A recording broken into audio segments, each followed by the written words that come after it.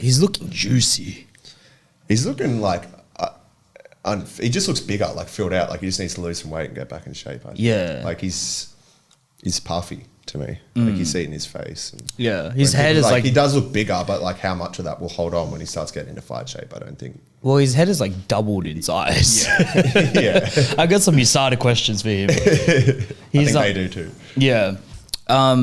So yeah, I mean, I think it's really interesting how he's just been able to pull himself out of the testing pool for 2 years and then just jump back into. I think he can like retire, right? You're seeing like Darren Till's like stepped away from the UFC and he's like, oh, I'm just going to go fix some injuries real quick. It's going to like, if you can just retire and then not retire and not do USADA for that 2 years of retirement, like how many fighters are going to do their little But they're going to have to close that loophole eventually, right? Because once everyone starts doing Works for McGregor, but he's got that McGregor pass. Yeah. I think that's what happens when you end up in like the position that he's put himself in, and full credit to him, he's done it. Like he's put himself in a position where he's got like a lot of leverage with the UFC. He's become the poster boy, the face, the star of the UFC essentially. So he's kind of just playing by his own rules. Yeah, you love to see it. He's the man. Yeah, I'm all for it. Let's have some fun. It must be brutal, but like to snap his leg the way he did. Like he out of everyone that's handled it though, like he was still in character. He was. This is not over. If we have to take this outside with him, it's all outside. We don't give a. He said that he believes that one of the kicks that he checked is what broke your leg. There was no check. There was not one of them I checked. Your wife is in me DMs. Hey, baby, hit me back up. I'll chat to you later on. We'll be at the after party, the Win nightclub, baby. You looking bitch, you little Kim. Like watching the DMs, like or doing all of that, like yelling at Joe on the way out. He's like giving the bird to all the fans and everything. Yeah, he held like the role of the heel right until the end. Yeah. I'll be keen to see like if he can come back. That'll be interesting because Silva is the only one that's really come back. I don't think Weidman's come back. But he wasn't the same. No, Weidman hasn't come back, and Silva's the same. Was not the same person. Yeah. Once he got his leg broken, he was. Didn't he compete recently, or there's like some training footage of Weidman come out recently? I think someone said he'd been doing some, maybe Wonderboy or someone, because they're like family close, or something. Yeah. I think Wonderboy mentioned that, like Stephen Thompson mentioned that he might be back training. Yeah. On a podcast or something, but I don't know if I've seen it. I'd hope so.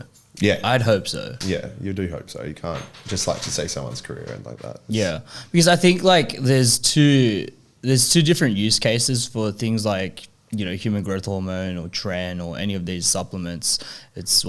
Substances rather. It's like on one hand, people are using it in competition to try and get an edge over their opponents.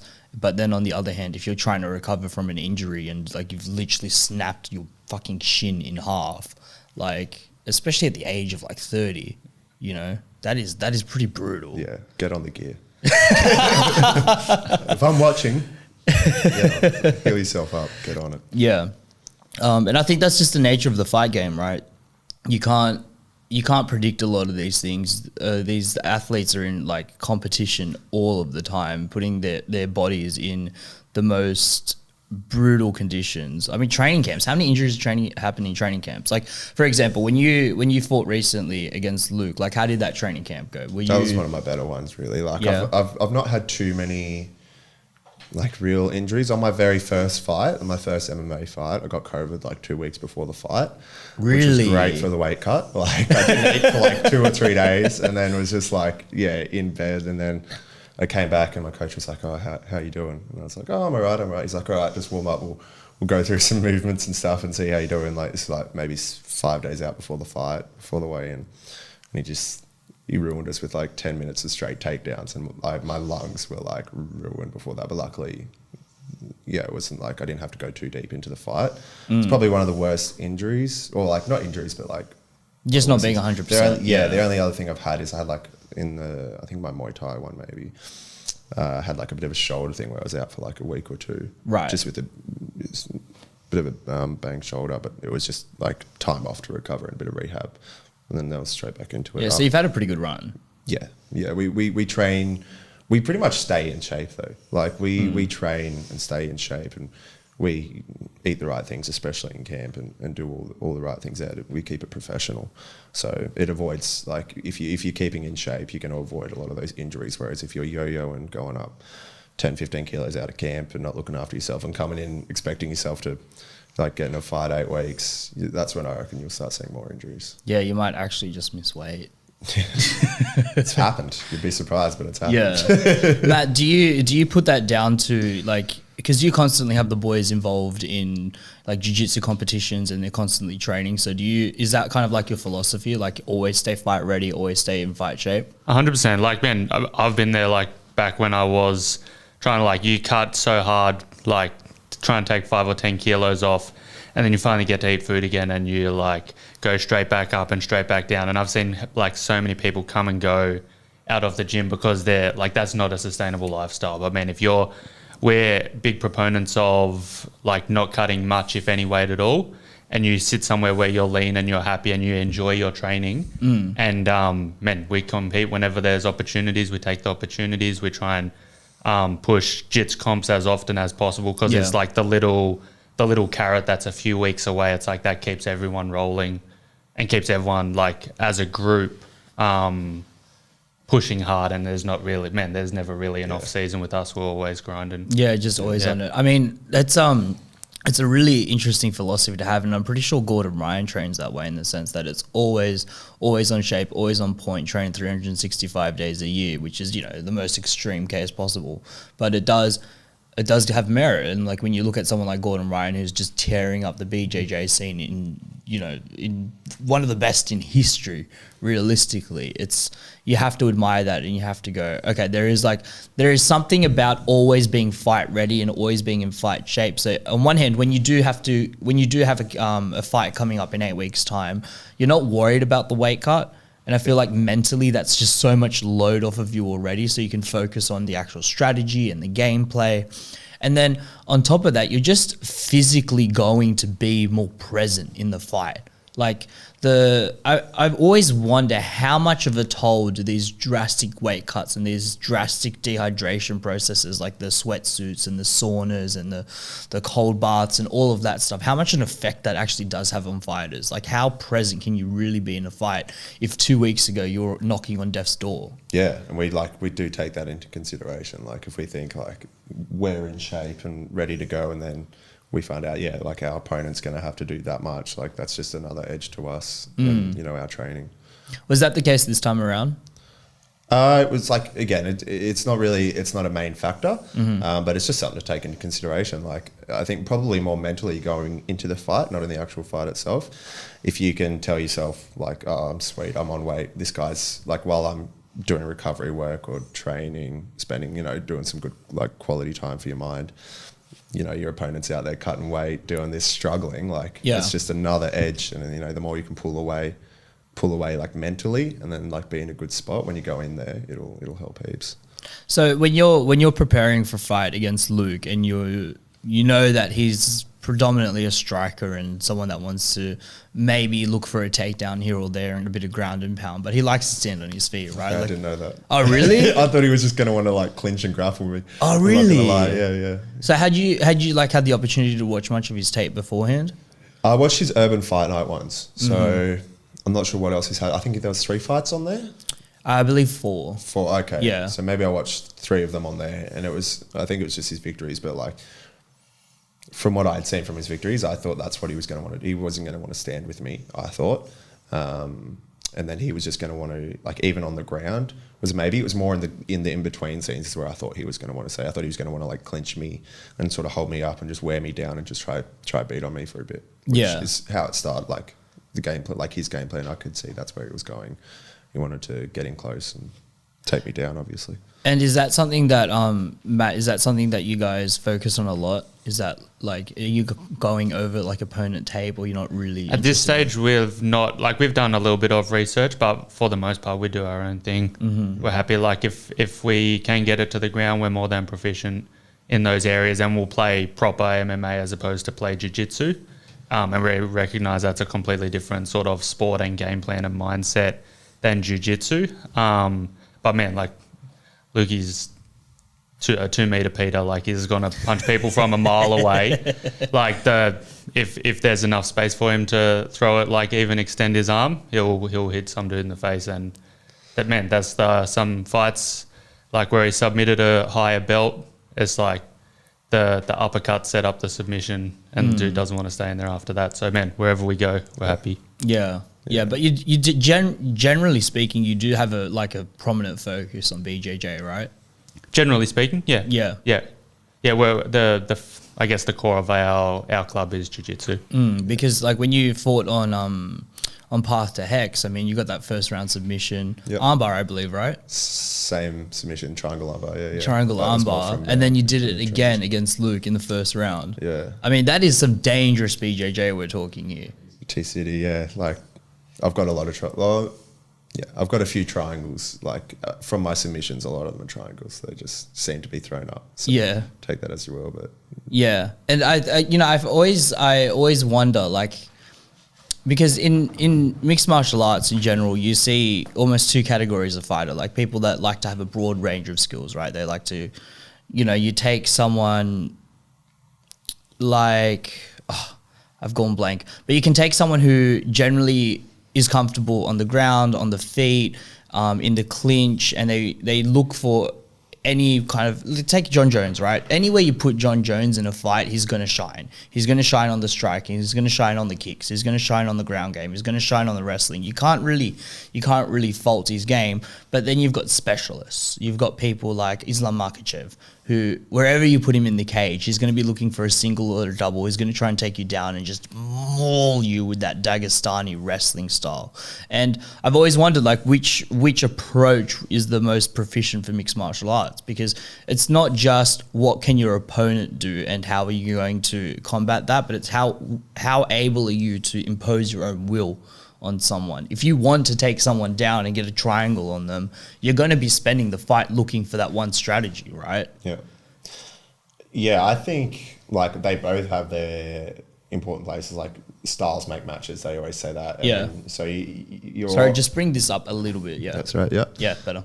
So they say like styles make matches, so you can see if you like, they're always going to have their place. If you get like you said, a Makhachev who's a grappler, it's going to be like, they're good at that. It's going to be hard to stop. But I think as we like evolve and move up, you're seeing MMA almost become more of its own. Well, it is now, but like its own sport and training style. Yeah. And when you're getting kids now that are only training, they're not doing like starting in wrestling and then moving to MMA, or starting in boxing and doing that. They're like starting in MMA, which is like, it's becoming its own like training sport in gyms and things like that. So the more you go and you see like these new young, like, I think you're seeing it in bantamweight a lot at the moment, like as well.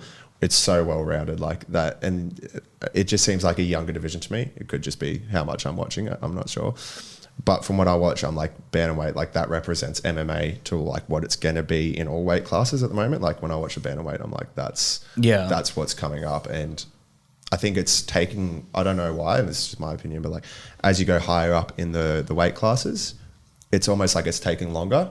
So like you see like middleweight is starting to catch up now, but you still have two kickboxers that are sort of fighting for the title at the moment. But then you look at like a Robert Whittaker, I guess he's more of that MMA style that I'm saying. And then you go to light heavyweight, I struggle to find the same names that have those like full well-rounded MMA. You've got more specialists there. So. And then you go to the heavies and it's just kind of like stand and bang. Stand and bang or wet blanket. Like, Yeah, no, that's absolutely right. I think you hit the nail on the head there. So when you started your, let's call it your mixed martial arts career, right? When you first decided, you know what, I'm going to go to a gym, I'm going to hit some pads. Like what did you start with? What was your foundation?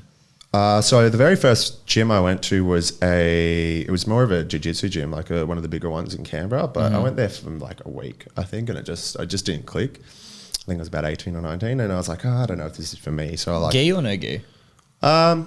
It was probably gi. I would imagine. It was probably both. I signed up for like a week and just like went to a few classes. And what was it? You just weren't interested? It just didn't click. And then I took about two or 3 weeks off, and I was like, I'll try somewhere else. Like I was like, it was just calling my name. I didn't like have any friends that did it or anything. I was just like, this seems freaking awesome that you can just go to a gym and like. Were you a fight fan like growing up? Yeah. I was a massive like WWE fan. I was a massive wrestling fan as a kid, and then it slowly, like UFC got me. It was pretty much the one after that. But I was just always interested in combat sports. And then a few weeks after I went to that first gym, I tried. It was Capital Combat but Alliance MMA now, and was. Yeah, just literally signed up like that week, like to the full membership. I started, I think, actually kickboxing, and Muay Thai was my like first passion. Yeah, so my first passion was Muay Thai, and I'd just do the Muay Thai classes for a while. But because it was the like Alliance MMA, they did everything. You know, it'd be like you would finish up your kickboxing class, and coach would start doing jiu-jitsu class, and you'd be like, "Oh, what's going on there? That looks pretty fun." And like slowly, like the good community at the gym, everyone sort of brings you in, and you're like, it's hard to leave, and you're like, well, all right, I'll stay for this class, and then. It just went from there, and next thing you know, you're doing like boxing, wrestling, jiu-jitsu, Muay Thai. You just can't get enough. Yeah, it's kind of like, oh, you're staying for the next class, and it's like if you say no, that's figured out. Yeah, that's big. If someone sees you like getting changed halfway through the class, like we've got 2 classes, getting changed halfway, you're getting some comments thrown at you. Oh yeah, for sure, it's for sure. But you need that kind of like that bullpen mentality as well. Yeah. Because, you know, it's these classes are so brutal and so, like, intense on the body. Like, I don't think people understand how physically taxing fighting really can be. You know, 40 minutes of rolling jiu-jitsu will gas you the fuck out. It's good. Yeah. I don't know. It's good. I love it. We're like moving up for the jiu-jitsu tournament this weekend. It's our first blue belt. Like my teammate Clive and I, it's our first blue belt competition. So 6-minute rounds. We go from 5 to 6, and now Maddie's at 7-minute rounds. So pumping up the minutes at the gym. Those little minutes make a difference. Yeah. We got a sweat box of a gym butt too. Yeah. Close all the doors and you sweat before you start. So we're happy. We're excited. Matt, how did your fight journey kick off? Not too dissimilar. Like I tried a few different places, man, like 10 years ago now. I tried a few different places, and same thing, like nothing clicked. Or some places I'll rock up and I'm like the new guy, and I'm like somehow like watch it on TV. I'm like, oh, triangle choke, something like this. And somehow I'm like able to submit people, and I'm like, it's my 3rd day there, and I'm like, this like place obviously isn't real crash hot if like you're getting some wins like already. Yeah. And then I found, man, it was called Capital Combat back then, like 3 different locations ago. With our coach Damien, and man, I've been there ever since. Yeah, that's like 10 years come the start of April. Yeah, I've been there. So yeah, it's been a wild ride, gone quickly. But and so like, how has the fight scene in Canberra evolved? Because I can't imagine that 10 years ago there were a list of gyms that you could have just gone to, like we do have here in Sydney. Yeah, man, like I probably could have like searched a page and found them all back in the day. Now, man, I don't know how many there are. Yeah, in Canberra, there's tons, and there's tons more shows. Like there's tons more jiu-jitsu comps to Canberra. Like, man, we'd be lucky if we get 1 a year. Back when I started, and now there's as much as half a dozen, which is really good, and like heaps of good talent coming out of Canberra around the country and stuff. So it's growing big time. Yeah, and I think, you know, the fact that you guys are developing your own fight promotions like Adrenalyn, of course, that is so helpful, because one of the struggles for a lot of fighters is that they don't have opportunities to compete very frequently. Unfortunately, Australian MMA just doesn't allow for that. Like there's just so few promotions that people can actually go and fight on where the caliber of competition is really going to be something that's challenging, right? Like there's a lot of amateur promotions for sure, but if you're looking to go pro and if you're looking to hit the big leagues, you have to be amongst the best, you know. And so you've got Eternal, you've got Hex, you've got a handful of promotions here or there where you can go and compete, but getting an extensive long amateur career like they're able to do in Europe is actually very difficult in Australia. Yeah, it just depends, like, do you want that long? How long of an amateur career do you want? Like, it's more, if you get the training and reps in, like you do need that experience fighting, like I think personally, but the most important thing is just like consistent training. That's when you'll grow. If you can train consistently for like 3-4 years, few amateur fights, and like it goes your way and you're ready, like I can't see why, you just go to the pros and then you can get that opportunity. Yeah. It's not that the opportunities don't exist, but like it takes somewhere like like Russia, for example, right? I've been paying attention to the. Have you guys been watching the IMAF series that passed a couple of weeks ago? No, but I'm sort of aware of it. I've only recently become aware of that. Okay, yeah. A couple of the fighters I knew have seen. They get a lot of fighters in from Europe and Russia, and a lot from Bahrain as well. Bahrain, I never say that country right. And the guys that are on there, I kid you not, they're like 21, 22 years old, and they have these fight records of like 27-2, 19-4, and you're just like, how are you pulling off? Beating up? Yeah, and all amateur records, and they're machines, and that's why I admire so much your approach to mixed martial arts and how the way that you guys do it is that you're constantly looking for competitions, like because when someone pulls up your Tapology, for example, right, they'll say like a handful of fights, 2 or 3. And it's like, he doesn't really have that, much exposure to competition. But what doesn't pop up is the 36, 37, 38 jiu-jitsu matches that you've had and the ratio of win to losses. And like, I feel like that's also really important because 37 jiu-jitsu matches is 37 jiu-jitsu matches. Yeah, and when I very first was like, years ago dreaming, I was like, I wonder if I'll ever be able to compete. Like, not realizing you just have to work hard, you can do it. But like, I was like, I feel like I would like to do like, for competition wise, start in jiu-jitsu, like get some matches in just to get used to competing in a combat sport. And I was like, man, you can have like, 10 jiu-jitsu matches in one day, like at a comp. That's like 10 different matches. I can like mentally go through the whole process of like getting ready to competing and then coming down. And then like the good thing about jiu-jitsu, I think anyway, like mentally the tournaments there is you can win a whole division and then it's like sick and go start again in another division. Yeah. Same that, you know what I mean? Like go do your no-gi now. So I was always like my mindset was competition wise, like start jiu-jitsu, get used to that. And then maybe do like a boxing or something like that, which we did have planned. Before the very first lockdown, I was preparing for my first fight, which was going to be a boxing fight, just to, again, like get used to the competition, next sort of step up in my mind. How much exposure have you had to boxing at this point?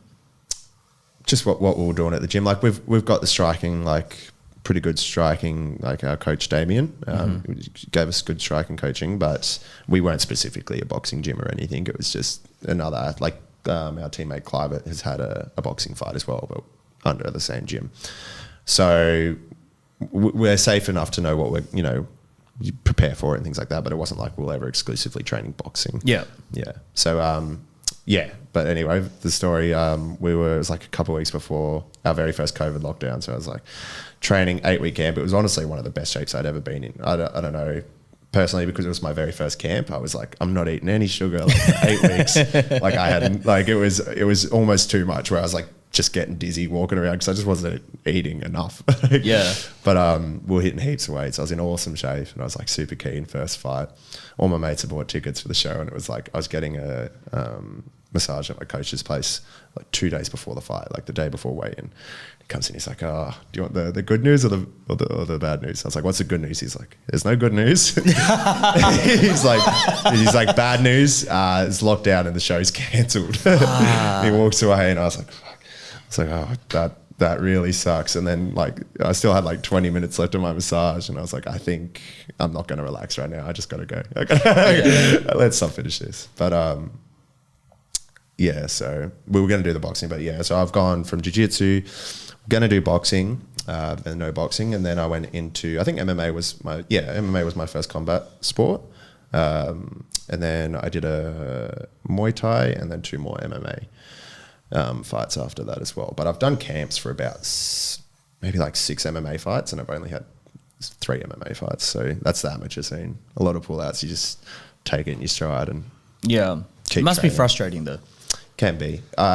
Depends how you look at it. Like when I started, man, it was like heartbreaking. Like when you get your pullouts, especially for the boxing one, 2 days before your first one after such a big camp. But the more, like there's a saying, I don't know exactly how it goes. It's like the man who enjoys the journey will walk further than the man walking for the destination. Like the more you can just enjoy the process and just like accept that. Like to me, it's like I'm going to be here for however many years. One pull-out fight isn't going to be the end of everything. I've just got to keep working and just getting better, and the rest sort of keeps coming with it. Like it was never when I first started. I was out at dinner the other night and someone asked me, like, was the like state title like was that your goal? And I was like, to be honest, like I didn't have any goals. Like I'm just training, and the rest of this is coming with it. Like I've just been really blessed to like somehow find such a good like coaching group and group of people around me that just generally just want the best for all of our team. So it's like no fluff, nothing that looks pretty on Instagram to post. It's like, let's just do the hard work, keep doing the hard work, and then, you know, good things will come with that. Yeah, it's that application of discipline. It's application of doing things that you probably don't want to do, but you know that you have to, 100%. right? Yeah. Yeah. Yeah. If you put too much focus on like any one given like competition or whatever, it's never going to live up to what you expect it to be. If you lose, you're going to be heartbroken, and if you win, it's still not like if you put absolutely everything into one thing. So we try and that's like a mental aspect of like continuously competing, as we get a little bit desensitized to the adrenaline, which is like a big thing to have to combat. But also it's like, man, if this one doesn't work out, there's another one in a few weeks. There's a jits comp coming up, and we just keep rolling through. Because man, I've been there, and you're like, this is everything I've always wanted. Like, I need to win this. And you come away and you're lost, and you're like, man, my life's ruined. And it's like, what the hell? It's not ruined. Like, there's another comp in a month. Like, let's keep going. But so there's like a mental aspect to that as well. Yeah. When you strategize this way, like, did you plan it out? Like, did you know that if the boys are super focused on this one fight or this one competition, or did you learn that through your own experience? Or how did you land to that conclusion? I've had like some like pretty like rough times having to deal with that. Like I remember when I first started, like, man, MMA matches were so hard to get. I tried to get MMA matches when I first started, and all they could find When was... did you start? April 2013. 2013. Is when I Okay, started. so 10 years ago. Yeah, 10 years ago. And then, so like I was training like heaps hard every session I was there. And then I think start of 2014, coach was like, hey man, want to have an MMA match? I was like, let's go for it.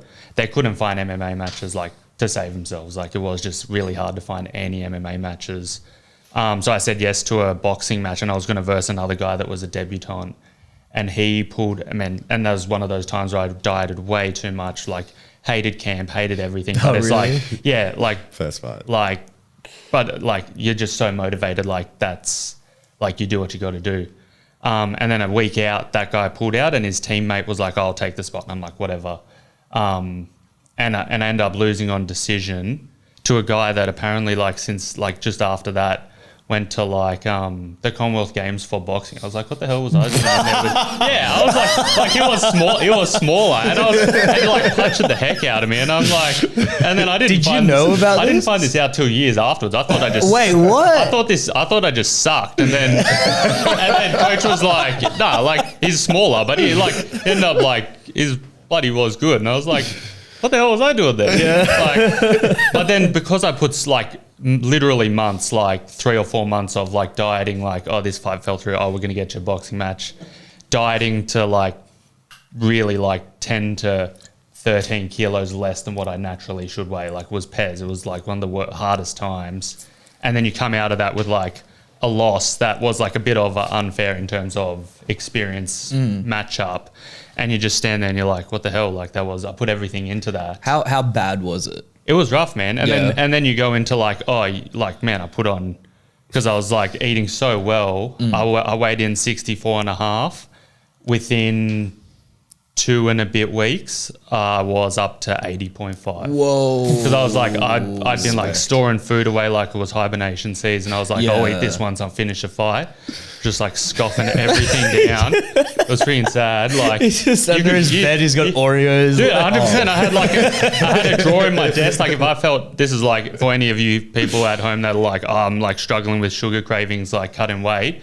I used to go to Woolworths and like see all the single chockies on sale for $1. I'd be like, that one, to like satisfy my need to buy something. Right. And I go and put it in my desk drawer at home. Wow. And I had a full drawer of just stuff. And like, I was like, if I like got depressed, like, oh, I want something sweet, I'd like look in there, I'm like, I'll come back for you. And like in a few weeks, close it back up, and then I scoffed it all in 2 weeks. And that's that dieting thing, which is unsustainable, because then you're like, man, I've got to get back down. And so you're like, all right, this is the Monday, I'm going to start dieting. Yeah. And you get like 3 or 4 days in and you're like, you went too hard, and then you screw it and you're like, oh, next Monday.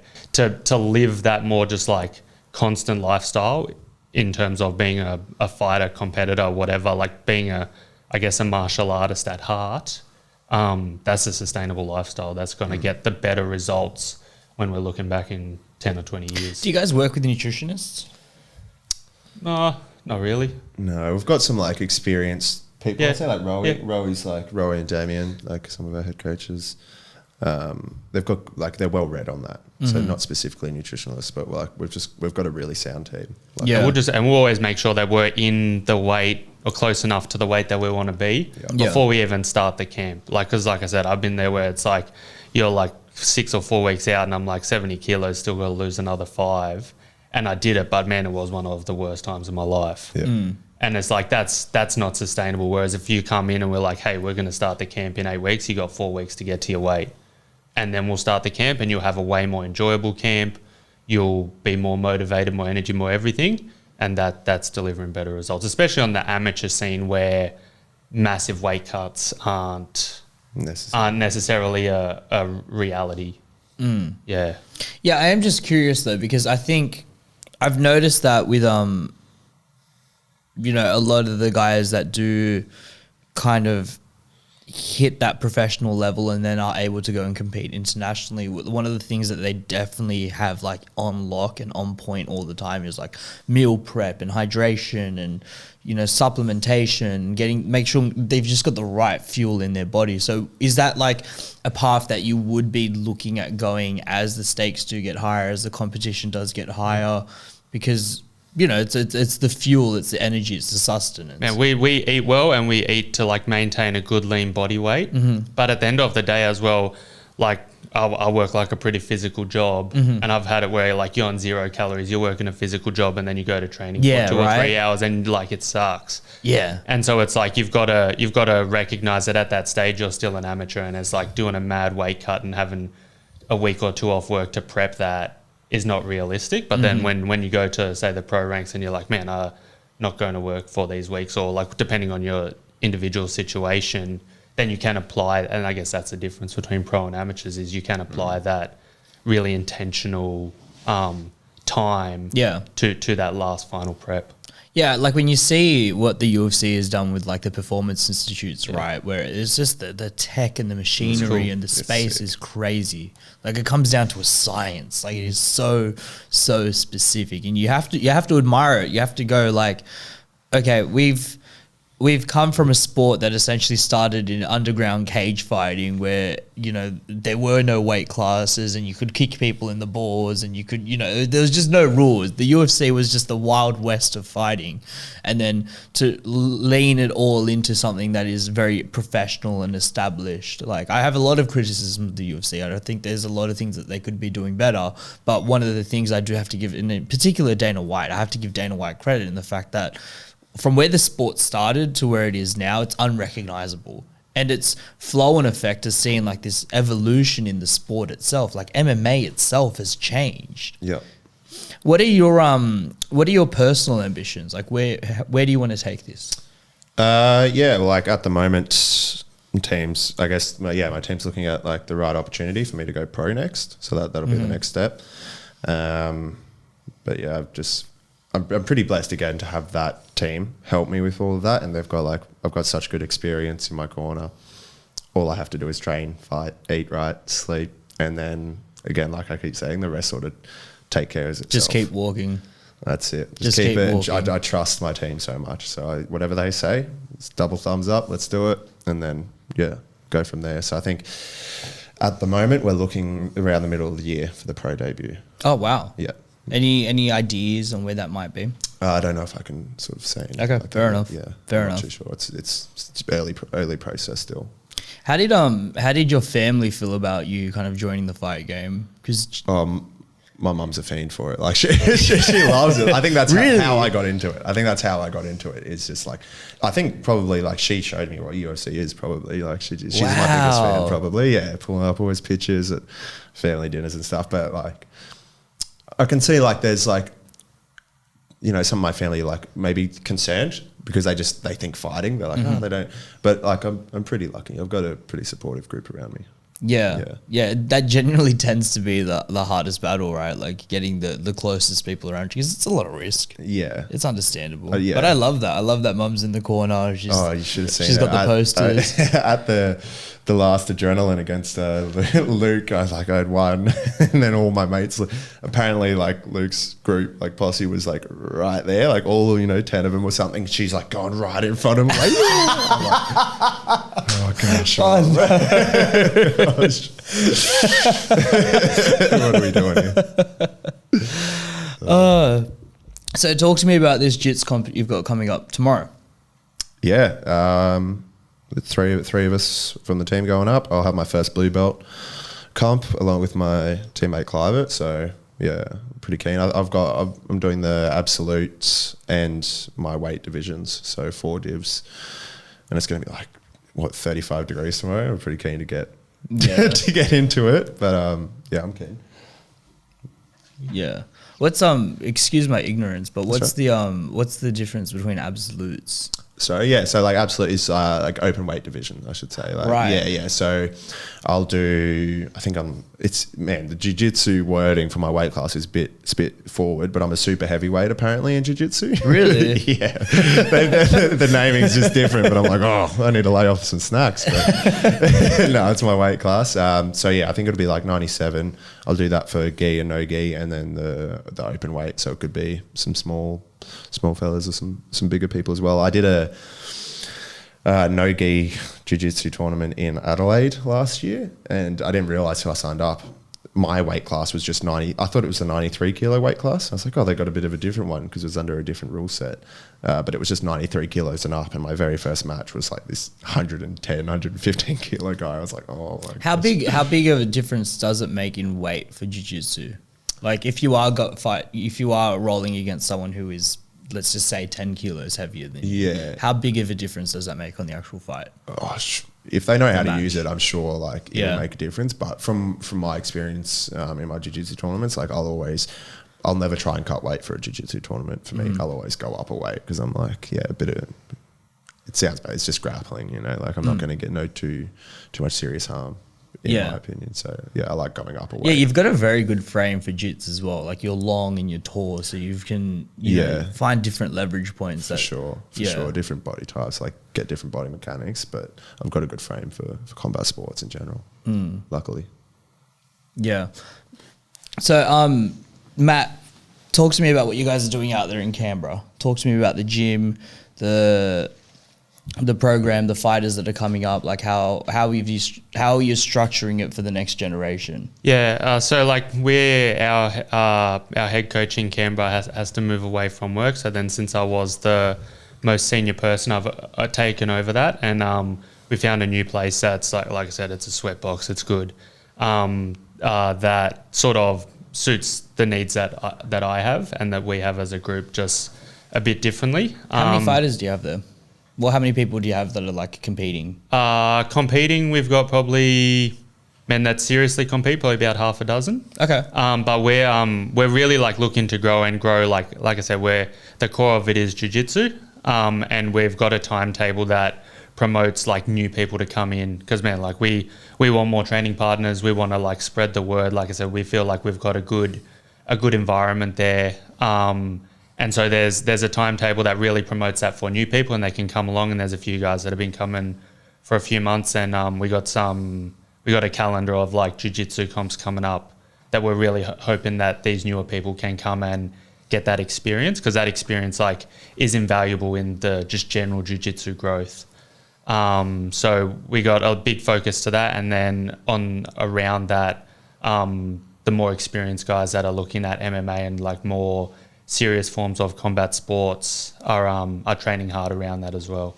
Yeah, and like how do you look at someone like let's just say, for example, right, there's a kid that's been training for a couple of years with you, and how do you have that conversation with them and say, hey, look, like you've come really far, and I think you do have the potential to compete. Like, how does that conversation and that dynamic work? I think jiu-jitsu comps are like, man, we'll always drive home the narrative that you need to come and train if you want to compete. Yeah. And we're never going to make anyone compete because it's not for everyone. But if you want to compete, I always find that it's like, just generally speaking, jiu-jitsu comps are like a slingshot in your progress. Like you go and you're like, man, that was hard. It wasn't as easy as I thought. It feels like it pulls you back. But then when you go to training, it flings you forward and you're like, man, I got way more time than I normally do. You calm down and then you actually get like quite a bit more growth in your jiu-jitsu because you did that comp. And so I would encourage like any of the people that want to grow quicker or like want to test themselves, we'll encourage them to get along to as many jiu-jitsu comps as we can. And like we got a few guys that have been training for a few months. We're going to encourage them to do the jiu-jitsu comps. And at the end of the day, like I said, it's an excellent place to start because you're not going to go out of there like knocked out in an ambulance. Like, man, if you get caught, you tap out, you learn from that. But the growth that you can get from that is really invaluable. Yeah, I think as well, like for young kids, like kids at like from that 6 to 10-year-old range, to have something like jiu-jitsu, just training a couple of days a week is so important because there's so many pluses to it. And I think people kind of categorize it in this just fighting. It's just fighting. So they look at it the same way as they look at Muay Thai or kickboxing or boxing or any of these other sports that do have a reputation for CTE and people getting seriously hurt. But jits is one of those, perfect sports for kids where it's like you can learn self-defense, you can learn discipline, you can have a really good community and you can stay fit and get all of those things without taking on unnecessary risk. Like, of course, in jits you can get hurt. Absolutely. We see knees and shoulders, things pop out all the time. People get really bad backs. Like, it's definitely not without its risk. But if you've got the right people monitoring that, I think it's, one day when I have kids, I definitely want them to get into jits straight away. It would be one of the first things that they do. It's an excellent outlet in a controlled environment too for like so much of the energy and stress that we have as well. I know that like if I'm going there like tons of times every week and having rolls with the lads, like I can leave like, man, you can't think about like all the stresses in life when you're trying to fend off a choke. And then you come out of there and you're exhausted and it's like, it's a good reset for your mental health as well. Yeah, for sure. It's like that saying, it's like once you do wrestling, everything else is easy. Something like that. Like, you realise? Yeah. I had to take a week off training last week and, I think by day 5 or day 6, I was like itching. I was like, oh, I better, like, I have to get this out somewhere because it's not going to be good for the people around me. Like, it's just, it's such a release of just tension, and I think it has, and not to crap on people that do bodybuilding or, marathon running or anything like that, but I think there's something uniquely primal and uniquely distinct about jiu-jitsu in particular that just transcends all sports. It's so fascinating. In fact, I think, when you start looking at like aspects of law enforcement, right? Like I think all police officers should be graded to a certain point in basic jiu-jitsu, right? 100%, yeah. That's a good point. We should start a cops class. And for real? It's a bit of side hustle for us. Yeah. And I think it should be implemented at scale. Like I think, in terms of self-defense and neutralizing threats and getting risk control and, finding ways to just subdue people, but without having complete control of the amount of pressure and the amount of harm that you can do to them. I mean, we saw a couple of years back, like what happened with the George Floyd case. And anyone knows that, putting a knee to the back of the head like that is just going to be like life-threatening at minimum. Yeah. And I think it's a simple case of, inexperienced people not knowing what they're doing with the amount of force that they're applying. And, I think the guy was a bit cooked out of his brains anyways. I don't think he was completely there. But if you had a regular person in that position who understood how to subdue someone without killing them, literally, it would have been a much different story. Obviously, like when you bring weapons into it, like over there, it's like a bit of a different game. But as well, there's like a mental thing where you're comfortable with like some form of hand-to-hand altercation mentally, and that plays like such a massive role for police as well, I would say. Yeah, for sure. I'm gonna go to the bathroom. Yeah, I'll be right back. Let's do it. Yeah. Funny. Do you like how do you approach your marketability? Like how do you approach, you know, your ticket sales and getting, you know, the buzz around It's you? something I have to I know I have to work on a bit. Yeah. Like I sort of slack there. Like after I did this for Adrenalyn, they wanted me to do some like media, like a little shoot. Just like all I had to do was say my name, a few things, and then like I was stuffing it up so bad, and like I'd say it, and they'd be like, "Oh, can we just get like a little bit more energy, maybe?" And I'd be like, "Oh, gotcha, say less." I'd say it, and he's like, "Again," like he's like, "You just did the same thing." And I was like, "Man, I really put my all into that." I don't know. I was like, I don't know. So, but when it got to like the just shadow, like feeling the shadow sparring and stuff like that, I was like, oh, it's just that's your comfort yeah, zone. exactly. I can punch, but just can't talk. So I'm like trying to make a note, like trying to get myself like things like this, like anything where I can just learn a bit more along the way before, you know, blowing up too much. Yeah, I think the podcast route for fighters actually is one of the perfect formats to get comfortable on camera and to get comfortable, you know, just talking about yourself and telling your story, because it's you know, it's just very open format. Like this conversation doesn't have to go in any direction. We're just guys talking, right? And so you don't feel that pressure of looking deadpan into a camera and, hi, my name's Luke and I'm going to win and I'm going to be... They wish I did it like that. I should find the video. Wait, give us an example. How did it go? I was like, first of all, no, that's your camera there. First of all, they were like, don't say my name is, just start with Luke Stokman. I was like, sick. I was like, my name's Luke Stokman. I was like, my name's Luke Stokman. I'm fighting out of Alliance MMA. And that was pretty much like the energy I had. And they're like, oh, tell us the dates we're working. I had like 4 lines. Right. After my name, it was like all out of the picture. I was like, I don't know what to say. They ended up putting like an A4 piece of paper with just like, say this, have these like things, and then get that done. And I even struggled with that. Honestly, that version of it is a lot harder. I've had to do ad reads and stuff before with like a teleprompter. Right. And reading and trying to insert energy into it and looking at a camera deadpan right there, that's pretty brutal. It was. And it was like, you know, I appreciate it, but it was in a shed. The lights were on. There were like some other fighters that were just training like in this shed, and then I've come in to do this. So it was pretty daunting. But like again, it's just the one thing. My name's Luke Stockman. I fight out of Alliance MMA. I'm looking to start the year off with a strong win against an opponent. My last win was out at Park the Hex, a quick finish. This year, I'm looking to get the MMA state title. Come watch me, Adrenalyn 4, 25th of February, Landing Club, Canberra. The one thing training's taught me is like, it's almost like osmosis. The more you're around it and the more you just like stick to it and do it and like push yourself through the comfort zone, like that's when you're growing. Like if you're comfortable within this circle and you push out a little bit, now that is your circle now, you know what I mean? You're getting more and more comfortable. Would you ever consider doing like the YouTube route or anything like that and just documenting the process? Not necessarily in the sense of like a Mr. Beast video, like I got 1,000 alligators and they're going to right now. Sick, though. That would be cool. It would be cool. But, I think it would be, like I would probably do it, but I don't want that to be what I'm known for, if that makes sense. Yeah, like, no, of course. Which obviously, but like I just...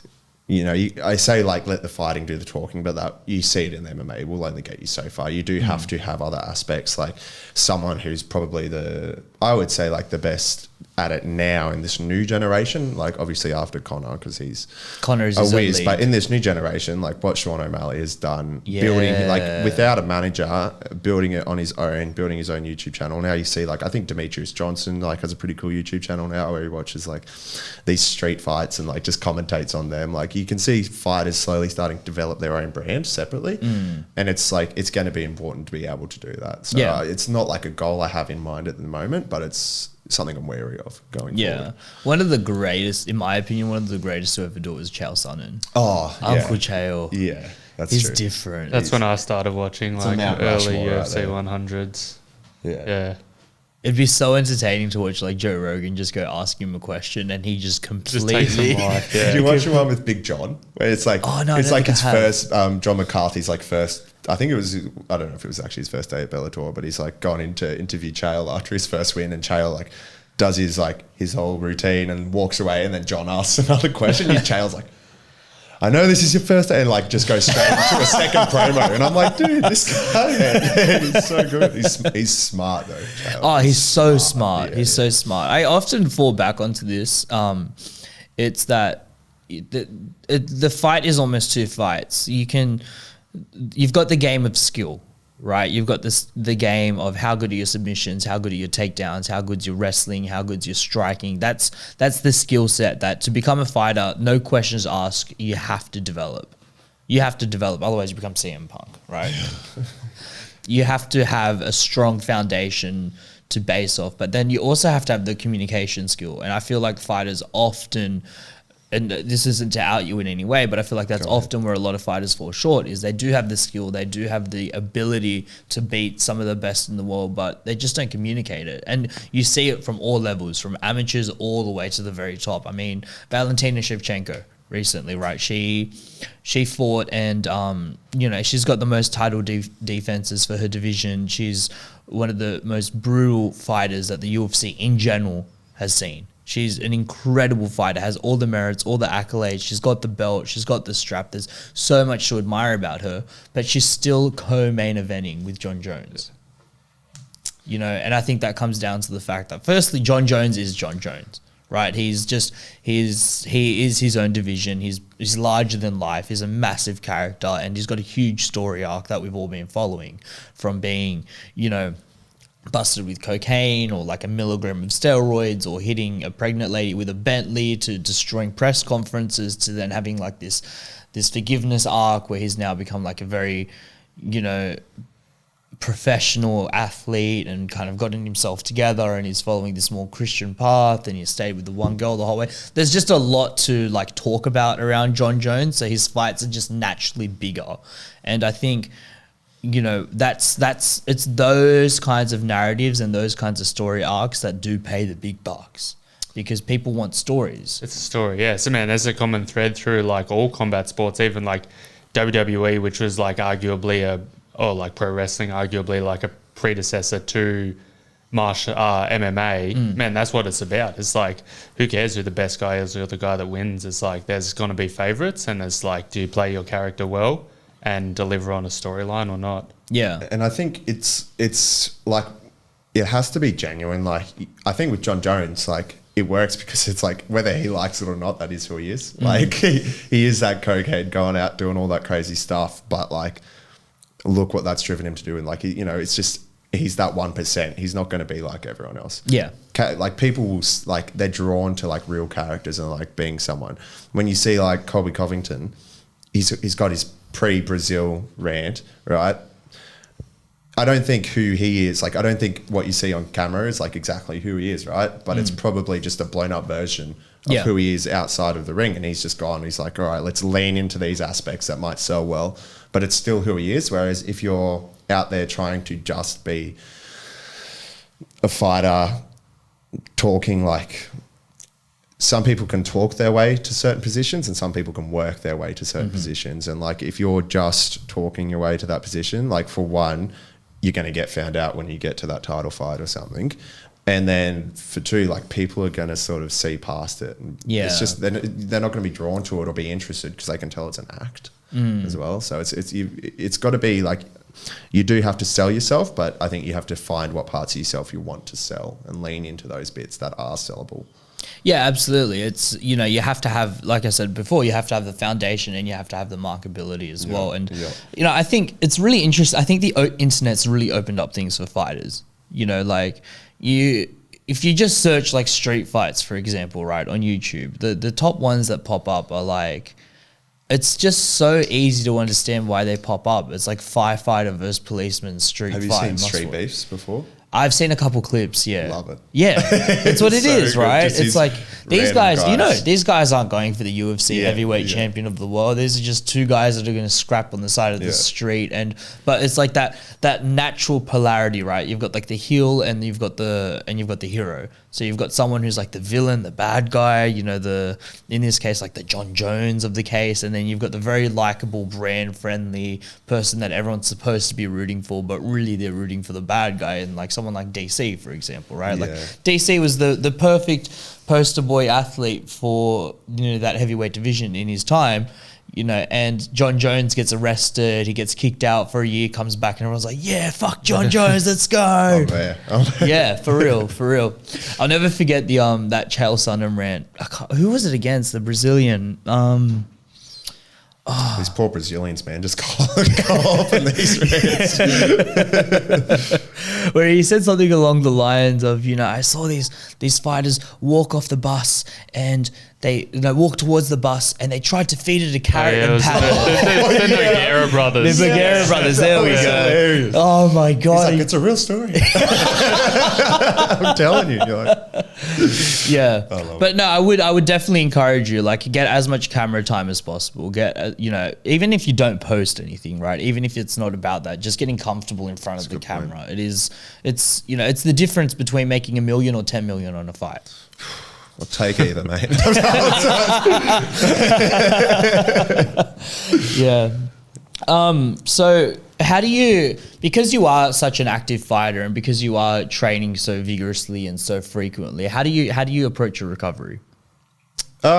It's pretty important. Like, again, it's like I've just had the right mentorship. Like, it's been big, like, just people around me and obviously like head coaches, but we, you know, I stretch. I've got there's a place in Canberra called Reset Strength Recovery. Mm-hmm. They're really good for me. They, you know, we do ice bars there. We've got infrared saunas, compression suits. Like I try to take it professionally. I always have, because I know, like, what's the point of like doing all this work, like putting all this work into your body and then doing no recovery and then being injured and going back 4 steps or something, 3 steps, having to drill again. Like stretching is like a massive part of our recovery. Even like active recoveries at the moment, we've got a couple extra days off during the week, but like that's not to sit around and do nothing. That's like, you know, not only recovery for like stretch, go for a run, do your cardio, but like mental stuff as well, like clear your head out.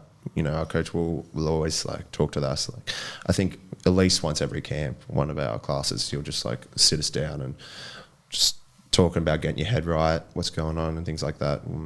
We're a very close group like that. Like, we know a lot about each other, thanks to our coach as well, like pushing that forward to say like fighting is a mental game as well. Yeah, absolutely. It's super important. So like we look at all aspects of recovery. Yeah. Yeah, I where think we can. Especially on that mental front, it's like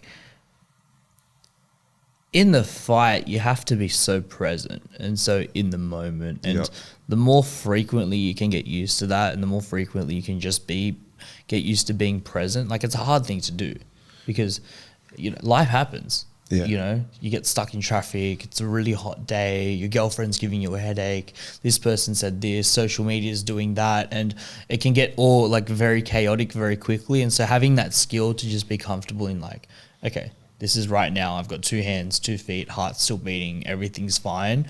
And the more often I find that you can get into that zone, the better you're going to perform in everything, not just fighting. Yeah. And so I imagine that, like, when you fight, you have to be very present. You have to be very in the moment. I've felt the difference as well. Like my first MMA fight was like, you barely remember it. You're like, that was awesome. Who was your first MMA fight?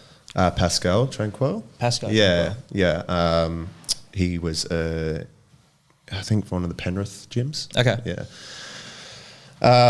But yeah, so that was just like a blur to me. And then As in, like, you just don't remember it? pretty much, like, there are certain moments like in the fight where I was like, yeah, but like if watching it back, I was like, oh, I don't really remember that or anything. So I wasn't that present. It worked out well. How different is the experience from like living it in the moment to like watching it back on camera? It could be pretty trippy. Like my Muay Thai fight that I lost, I got a TKO. Like, I got TKO'd. I came out the back, and I think Hugh, one of my teammates, he was like, "Oh, how's your stomach?" Because I got like rocked with this like short right hook just like came over and it's like wobbled my legs. It was the weirdest thing. I was like, oh, that was weird. Got up from that, and then I got a knee to the body, and that was my first like 10 count, and I don't even remember the knee to the body. He was like, Really? how's your stomach? And I was like, what do you mean? I didn't get hit in the stomach. And I look, and I've got this like red patch like right there. And I go back and look at it. I was like, yeah, I do not remember it. I mean, probably the concussion might not have helped with that. Yeah, of course. Maybe. But yeah, like there are certainly moments where, you know, I will just completely remember differently or things like that. The last one with Luke, when I got taken down, I remember it's like in my head, like, because before the fight, because it was in a ring. So I was talking to the ref and I said, oh, can we just like, I don't want anyone grabbing the ropes or anything like that. Just a little like, you know, put it on his radar. Because I was just worried with the style that I thought Luke was going to bring. He might like, even by accident or by habit, I was like, just can we watch that? And he was like, yeah. Then Luke goes to take me down, and the first thing I do is go to grab the rope. And I remember in my head, I was like, "Oop!" Like I said that out loud. I was like, "Oops!" Like as if to be like, "Oh, I didn't mean that, Luke." Like, sorry. Yeah. But then he take me down, and I remember. Were you surprised when he took you down? No, I was like, I was annoyed. I was like, I didn't want him taking me down, but I thought that's what he was going. I honestly didn't think he was going to want to stand. I wanted to stand and trade. Like that was my game. Like that's what I wanted. That's what I've wanted in most of my fights. But they just, wherever we go, we're ready. We're ready for it. So like in that 8-week camp that you had in preparation for Luke, you were like, I want to stand. I want to. In my head, yeah. But we don't prepare like at this level. We just focus on us. So it's that whole skill set. So it's not like, oh, this guy we're gonna like, you know, if Damien, our head coach, knew like they're this type of fighter or that type of fighter, they might be like, he's going to be coming forward. He's going to try wrestle you. Be ready for that. But like we're so well rounded in what we train. It's like we just focus on us, especially at this level. Focus on yourselves. Make sure you do the right things, and you should get a good outcome. Okay, so Luke takes you down, and then you go for it. He took me down, and I remember like as soon as he took me down, I somehow just like locked eyes with Damien, like my head coach, and I don't know, like I've slowed down the footage that my teammate Clive recorded because he's on the side there.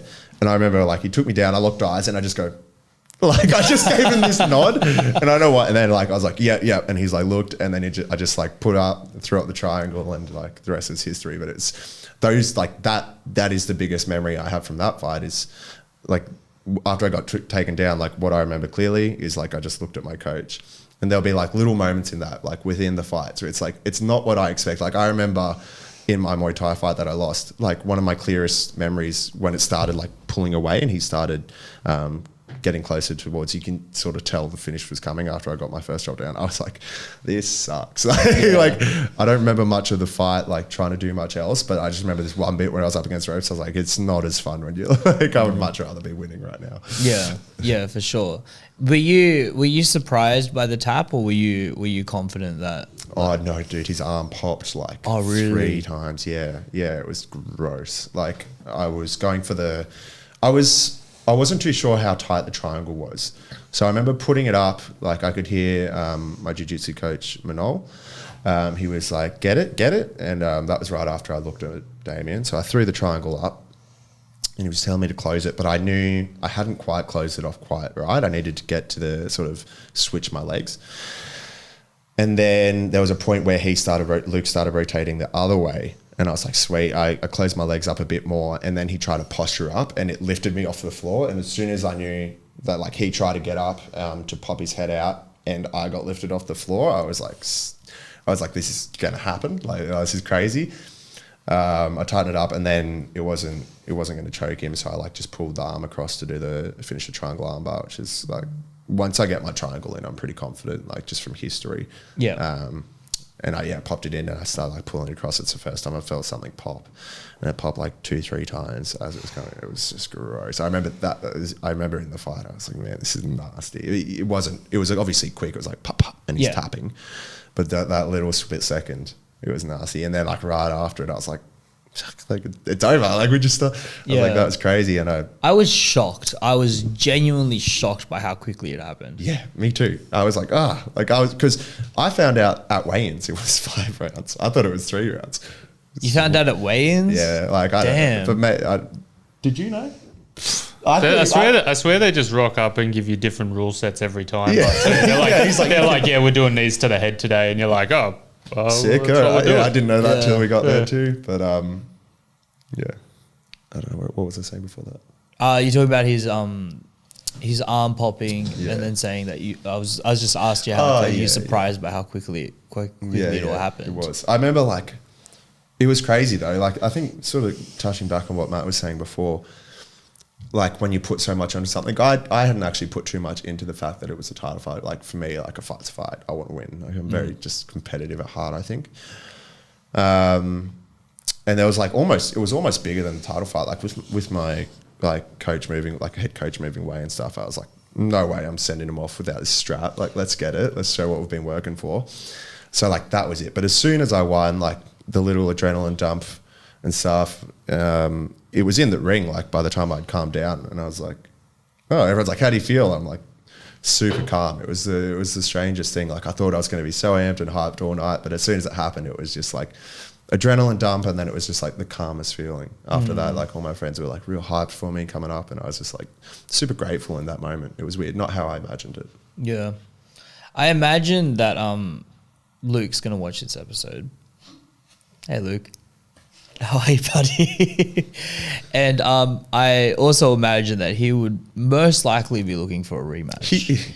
I shouldn't laugh. He asked for a rematch straight away after the fight, right? Like in the ring. The first thing he said, he submitted him, and he was like, I don't know, maybe I won't say it. He like tapped me, and then he'd get up, and then he's like, let's do the rematch. And you could see like on the stream, he's like, let's do the rematch. And I was like, let's make weight. Like I just told him that. I was like, let's make weight. He goes, I'll make weight. I'm like, you just didn't. Like, how can I believe that? So I was like, go get a couple fights first. But I guess, sorry, Luke, unless you go on pro, we can do it again. But right. Yeah. So you're not closed off to the idea, but you want him to get a couple wins. Well, I mean, he's not pro anymore. Like if I'm looking to go pro. Yeah. But he is looking. Yeah. Yeah. The idea was essentially kind of what you're doing is take the strap and then go pro. Yeah. Like, man, if it lines up and promotions want it, like I'll fight. Like, do it again. But it's not something I'm itching for. Okay, fair enough. You know, like at the end of the day, like we said, it's just like no particular like competition is anything special. It's like we just keep doing more and more competitions. If they come around, if they present themselves, we'll take the opportunities. But if not, there's going to be other ones, and just keep rolling, doing our own thing. Yeah, I love that mentality you guys have developed. It's just like take it as it comes. Keep moving forward. 100%. Like the more, it's just, to me, like, man, I have literally never been in a fight outside of the gym. Like I was in school, like probably got bullied a bit, but like never got into a fight or anything. Like I was just not an aggressive person at all. It was never about fighting, which I think some of my friends that maybe don't train in things that they don't understand. It's not about like beating the other person up or being aggressive or this and that. Like it's what this has given me. It's like it challenges you, and like it pushes you in such a way like you get so much back from it as a person, like and that'll like change me as a man, like for my family in the future and everything. Like it's so much bigger than just going out there to try and look cool and do the fights. Like it's who it's making me as a person, like, and what it's giving back to me. Like there's no way I could stop it now this early. Like it just makes me want to do more and more and more and more. Do you feel like you were drawn towards fighting because like in school you were maybe pushed around a little bit and you just felt like that need to be able to defend yourself? I definitely, like I've noticed when I was maybe like fresh 18, I was very like probably same frame but like 10 kilos lighter. I was this weird lanky kid, like I had these weird growth spurts because I was like short and chubby growing up. And really? And then I just like how short's short? I don't know, when you're in like high school, I was like not one of the tall kids, like I was like sort of short and chubby, and then like literally between high school and college, like I came back and I was just this like lanky weird. Can I ask how old?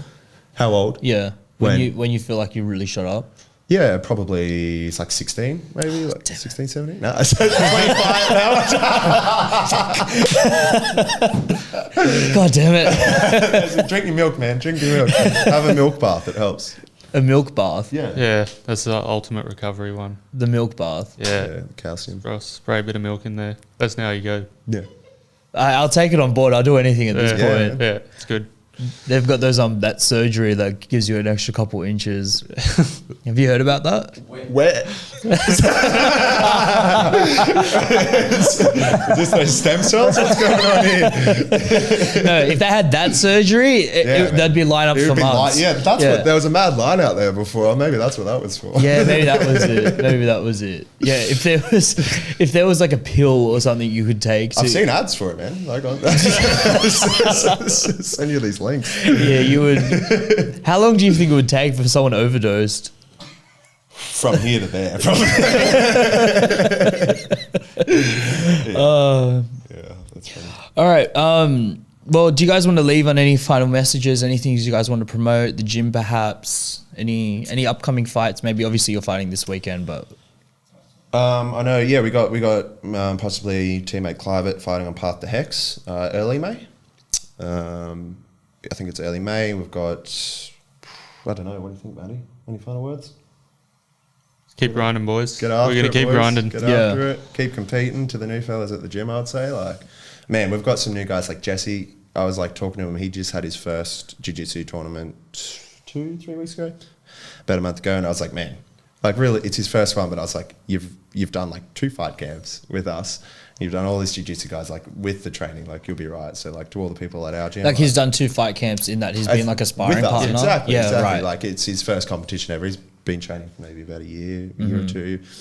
And I was like telling him, I was like, man, like don't build it up too much in your head. Like you speak jiu-jitsu at the gym all the day. You're just going to go somewhere else and speak it with another guy. You know what I mean? And try and work out that language. But And he handled it heaps well. Like I said, all the guys that are starting, it's like your first few jiu-jitsu comps as a white belt is like your first misses in high school. You're standing there and you're like, oh, I don't know what to do with this. Like, and you're just like, and then you end up just grabbing and just squeezing as hard as you can because you don't know what else you got to do. And then you come off and you're like, you've got like no energy left and that's it. But man, he handled it really well. Came off like wasn't sweating, wasn't breathing hard, double leg takedown straight off the bat. Wow. Yeah, got quality. himself a little Instagram highlight. Yeah, learned a lot about the rules as well in terms of like making sure that you consolidate your positions to get the points and stuff like that. I'm really proud. And so that's why we're going to keep encouraging as much and encourage, man, anyone from any gym. Like especially jiu-jitsu comps, like you're not going to get hurt. Don't be afraid to get out there and apply and learn and go back and get better. What did you say his name was? Jesse what? Jesse something. Oh no, Like Jesse Tutalo. Jesse Get a call Tutalo. out. Yeah. We'll get him on here next, yeah? Yeah, absolutely. Let's do it. No. I'd love to have more of you boys on from out there for sure. Yeah, well, we can do this. Because I don't know how many MMA podcasts you guys have in Canberra. Wouldn't have a clue. No, I don't know of any Canberra podcast. Yeah, no, you guys are welcome anytime. Yeah, cool. One question I did want to ask you before, Matt, and I kind of forgot, but it's come back to me now, was have you ever had to have that conversation with someone that like competing isn't for you? You don't have to out them, but to be honest, like we make the training hard enough that like if you're not in it fully, like you're gonna find out pretty quickly. Yeah. So the training and the competition and the diet and everything is so hard that it's gonna weed out anyone that doesn't really want to do it anyway. Right. And like, man, we're even like sometimes I've seen people and it's like, man, do some practice training camps, like come and hit like what the guys that are training for MMA matches come and do what they're doing for the next 2 months as a practice for the future, and man, you'll find out whether people really want to do it and let themselves change or not. And man, a lot of the time people weed themselves out. Yeah, for sure. Yeah, it kind of has to be like that, right? We like I've always said, like to the people who are looking at fighting as well, I'm like, man, we train so hard. Like our thing's like train hard, fight easy. I'm like, we train so hard. These camps are so like grueling in our gym. Like for me, when I get to the fight, it's a celebration. Like it's like good vibes. I'm like so happy to be there. Happy to have the people like in my life that are there. Like, you know, come support me, all my teammates. And I'm like, this is our moment of celebrating all of that hard work. The outcome's the outcome. Like you've been working so hard for this. Don't let anything else get in the way. Like this is a special moment. Celebrate it, enjoy it, and get out there. I think that's a perfect note to end on. Yeah. Luke, congratulations, the official Adrenalyn light heavyweight champion, soon to come pro. I'm super excited to see your progress. And Matt, thank you for coming out. Thank you for Thanks, man. Appreciate joining it. us today, man. And guys, check him out. Instagram, socials. You see, you got to learn how to plug. Let's go. Yeah, Let's see I've it. got Luke_Stockman, but there's no C in Stockman. Big one there. I apologize for that, by the way. That's right. I literally get it all the time. Yeah. Man, you don't have an Instagram, so. Amazing. All right, guys, thank you very much. Remember to subscribe, like, comment, share. Go follow Luke on Instagram. He's going to be one of the big ones. We're going to see him soon. Still, boys. Thank you. See ya.